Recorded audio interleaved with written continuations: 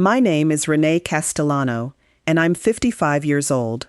3 Sundays ago, over pot roast at my daughter's dinner table, my son-in-law slid a printed, laminated spreadsheet across the tablecloth and told me it was just some numbers to look at.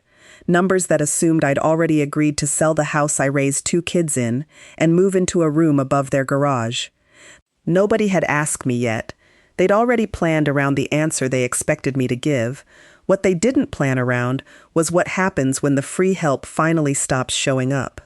Before I tell you what happened next, tell me what time is it where you are right now, and where are you watching from? I want to see how far this story travels.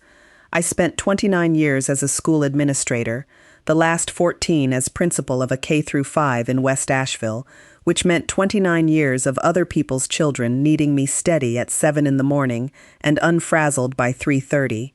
My own two, Jenna and her younger brother Adam, grew up mostly in the back office of that school and mostly on their own steam in the afternoons, because there wasn't another parent at home to fill the gap.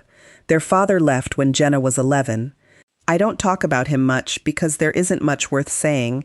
He paid what the court told him to pay, showed up for maybe a third of the birthdays, and by the time Jenna graduated high school, he'd mostly become a name on a Christmas card.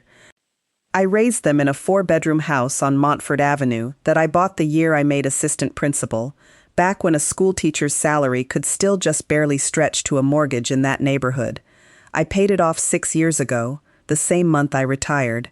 That house is the only thing in my life that has never once asked me for anything back. I remember exactly what the mortgage payment was the year I signed, $491 a month, which felt like climbing a mountain on a principal's salary with 2 kids in braces and a car that needed a new transmission twice in 3 years. I painted every room myself, including the ceilings, standing on a step stool at 11 at night after both kids were finally asleep, because hiring someone was never really on the table. When people ask why I never sold it and downsized after the divorce, the honest answer is that house is the only project I ever finished entirely on my own terms, on my own schedule, with nobody's permission required. That's worth more to me than square footage. Jenna became a contracts attorney. She married Marcus, a hospital pharmacist, kind in the specific, quiet way pharmacists tend to be, good with the kids, a little conflict avoidant in a way that served him well as a father and less well as a husband to someone as decisive as my daughter. They have 2 children, Milo, who's 7, and obsessed with dinosaurs in a way that borders on scholarly, and Ruthie, who's 4, and narrates her own life out loud constantly, a habit I secretly adore. For the past 3 years, since Ruthie was born, I've picked the kids up from school 3 afternoons a week, no charge, so Jenna and Marcus could both keep working full-time without paying for aftercare. I cover their swim lessons every summer. 2 years ago, when their preschool tuition jumped, I quietly paid the difference for 4 months without either of them ever finding out it was me and not some corporate childcare subsidy. I never once asked for a thank you. That wasn't the arrangement. The arrangement, as far as I understood it, was that I was their mother and their grandmother, and that's simply what you do. 3 Sundays ago, I drove over for our regular family dinner, the one I've made almost every week since Ruthie was born, usually bringing dessert, because Jenna, God love her, cannot bake to save her life. Marcus had made pot roast, his one reliable dish, and the kitchen smelled like rosemary and browned onions, the way it always does on the Sundays he cooks. The kids were building something enormous out of couch cushions in the living room, narrating the whole construction at top volume. For the first hour, it felt like every other Sunday I've had at that table for the past several years. Then Jenna cleared the plates herself, which should have been my first warning, because Jenna does not clear plates unless she's building up to something. Marcus reached under his chair and produced a folder. Inside was a single sheet of paper, a spreadsheet, printed and laminated, which struck me, even in the moment, as a strange thing to laminate a family conversation. The spreadsheet had 3 columns. One listed the estimated sale price of my house on Montford Avenue. One listed the cost of finishing out the space above their garage, a mother-in-law suite, its own small kitchenette and bathroom. The third column, the one that made my stomach turn slowly over, read, "Renovation gap, $85,000, with an arrow pointing back to the first column, as if my house were simply a line item that hadn't been formally requisitioned yet. I looked up at both of them. Marcus wouldn't quite hold my gaze. Jenna held it easily, the way she's held eye contact in courtrooms for a decade, which told me more than the spreadsheet did. Marcus explained, gently, that it was just some numbers to look at. Jenna explained, less gently, that it made sense on every level. I'd be closer to the grandkids, I wouldn't be rattling around a 4-bedroom house alone, and they could finally do the addition they'd been wanting since Ruthie was born, using proceeds from a sale that, as far as they were concerned, had already been more or less agreed to in principle. I asked, carefully, when exactly we'd agreed to any of this in principle. Jenna's face did something I recognized from her childhood, the specific expression she used to make right before telling me a story about a broken lamp that wasn't quite the whole truth. "Mom, come on," she said. "You've said 100 times the house is too big for you. We just assumed." "You assumed," I said. And then Marcus, trying to smooth things over, the way Marcus always tries to smooth things over, said the sentence I have replayed almost every night since. "Renee, be honest. You're not really using that house for anything anymore, except memories." Nobody said anything for a moment. Ruthie, from the living room, announced to no one in particular that her cushion tower had reached the ceiling. I looked at the laminated sheet in my hands, at the number 85,000 circled in blue pen, and I understood, all at once, that this had not been a spontaneous ask over pot roast. This had been planned, priced, and laminated. 4 days later, Ruthie asked me, completely unprompted, while I was buckling her into her booster seat after school pickup, whether her room was going to have a window when I moved in. I sat very still in the driver's seat for a second before I answered her, because I understood immediately that this hadn't come from nowhere. A 4-year-old doesn't invent a floor plan. I called Jenna that night and asked her, as evenly as I could manage, why her daughter thought I was moving in. Jenna sighed the sigh she's used on me since she was 13, the one that means she thinks I'm being difficult about something obvious, and said she and Marcus had just been talking logistics out loud in front of the kids, and that she hadn't thought it would matter, since it's basically happening anyway. I told her it was not, in fact, basically happening. "Mom, I really don't want to fight about this," she said, which is a sentence my daughter uses exclusively in moments when she would very much like to keep arguing without being blamed for the argument. 29 years of managing other people's conflicts for a living, and I still fell for that one for about 30 seconds before I caught myself. 2 days after that, Jenna texted me a listing for a real estate agent, "Just so you have someone good when you're ready, no pressure," with 2 exclamation points, doing a great deal of work to disguise how much pressure there actually was. I didn't reply. I kept picking the kids up on Tuesdays, Wednesdays, and Fridays, same as always, because whatever was happening between the adults in this family, it wasn't Milo and Ruthie's fault, and I wasn't going to let my afternoons with them become collateral damage in a fight they didn't understand they'd already been dragged into.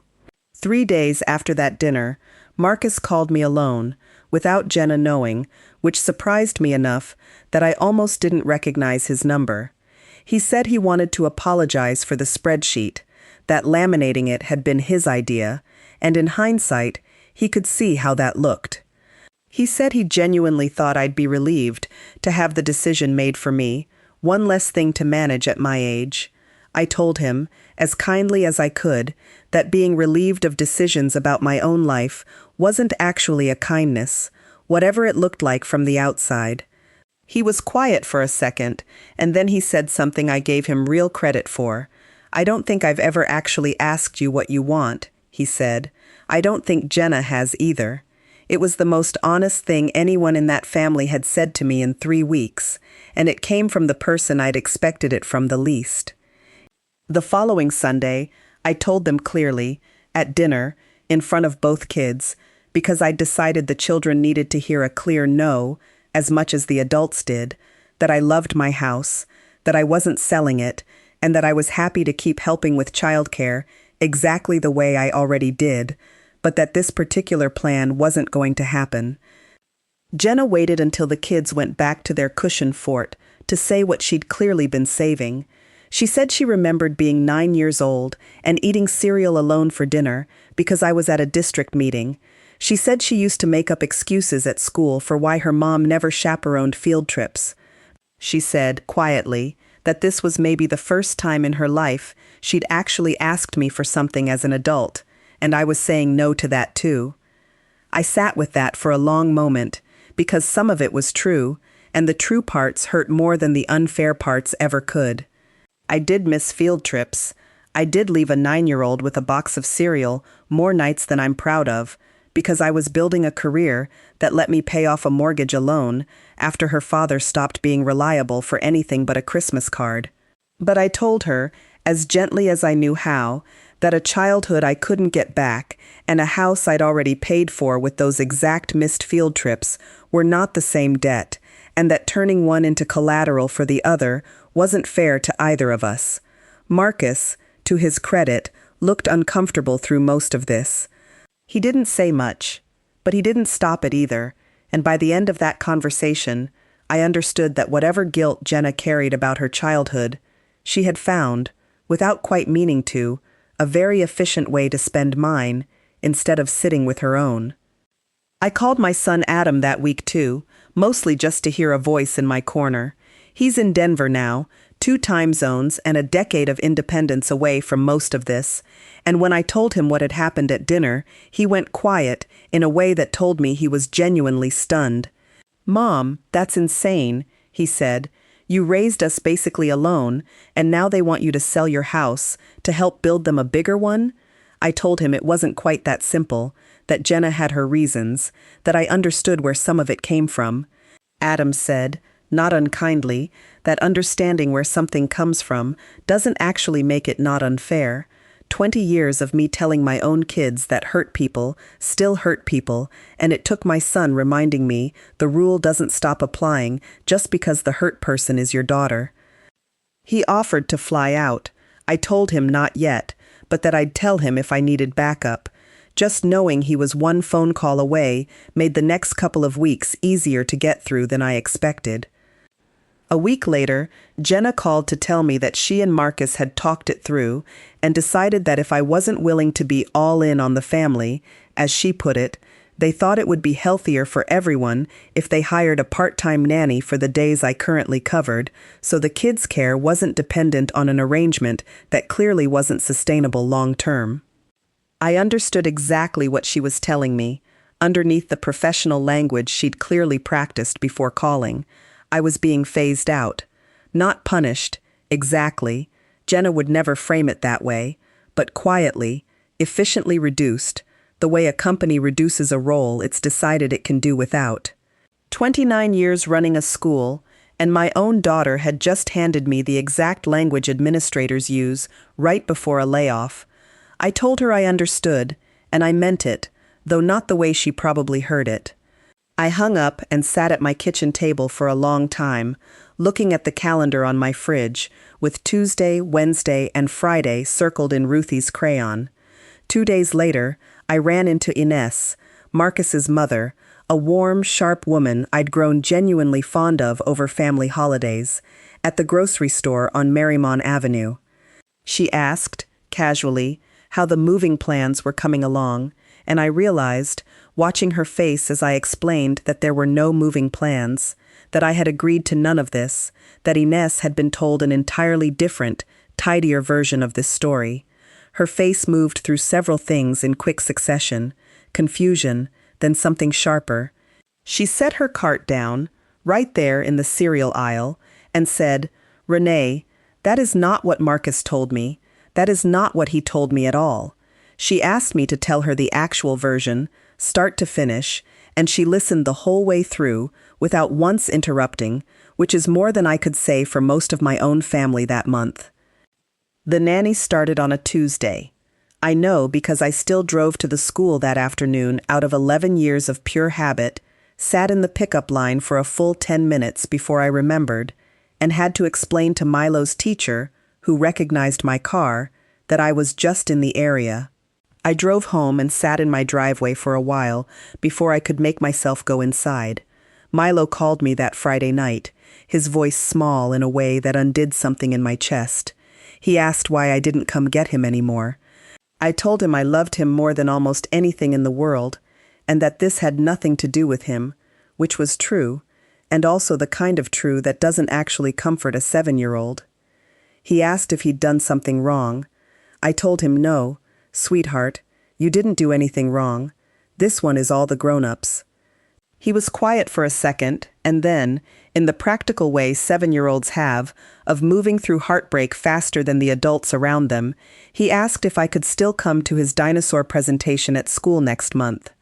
I told him I wouldn't miss it for anything, and I meant it with a fierceness that surprised even me.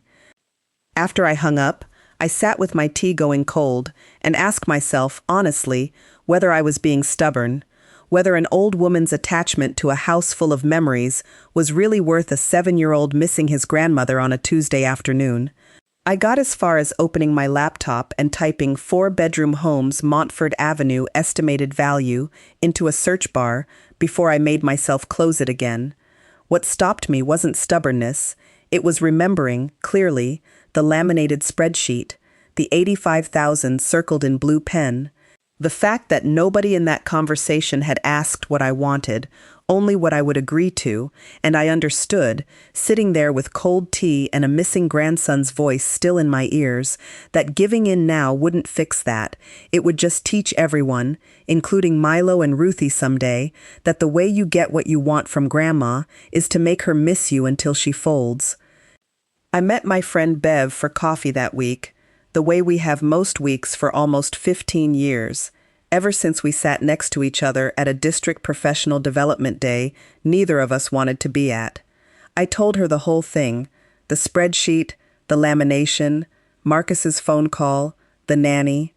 Bev listened the way she always does, without rushing to fix anything, and when I finished she said, "Renee, you spent 29 years teaching other people's kids that they're allowed to say no to things that don't feel right. I watched you do it for a living. Are you really going to be the one person in this story who doesn't get to practice what she taught?"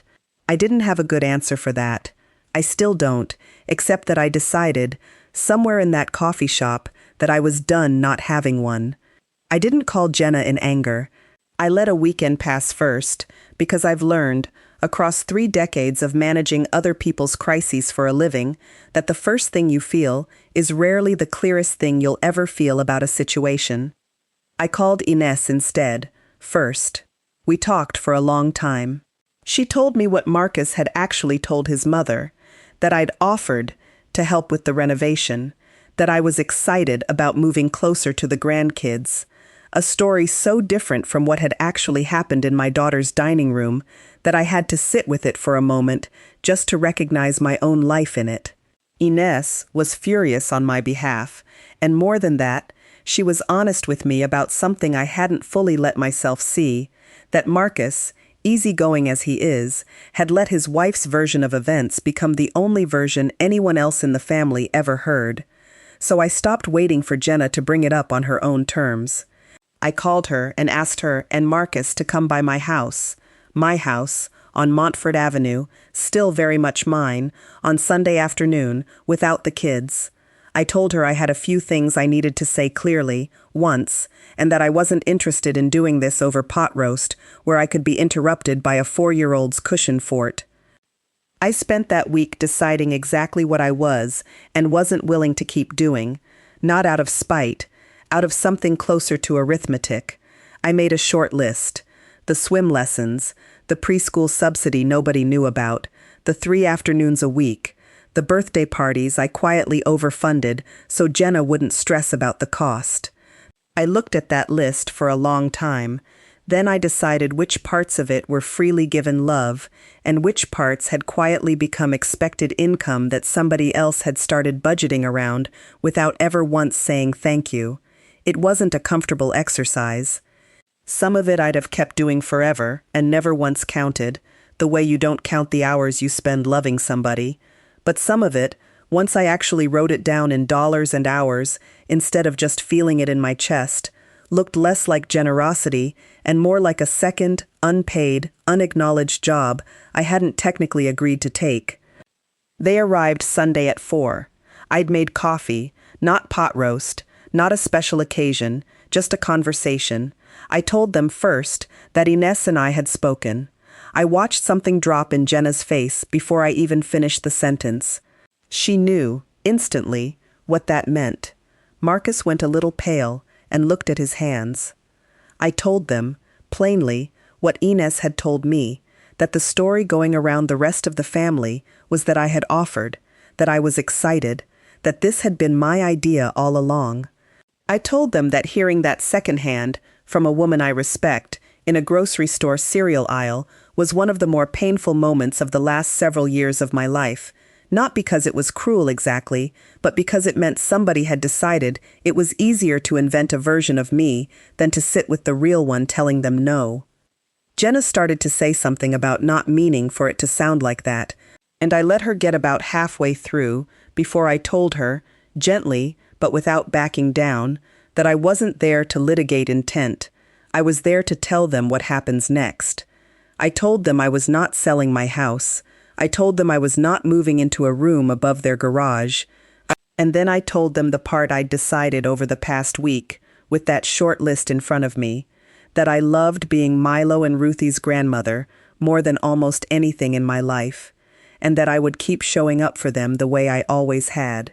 But the extras, the swim lessons, the preschool subsidy they'd never known about, the birthday parties I quietly overfunded, those were going to stop being invisible. If they wanted my help going forward, we would talk about it, together, honestly, the way you talk to someone whose help you value, instead of someone whose help you assume.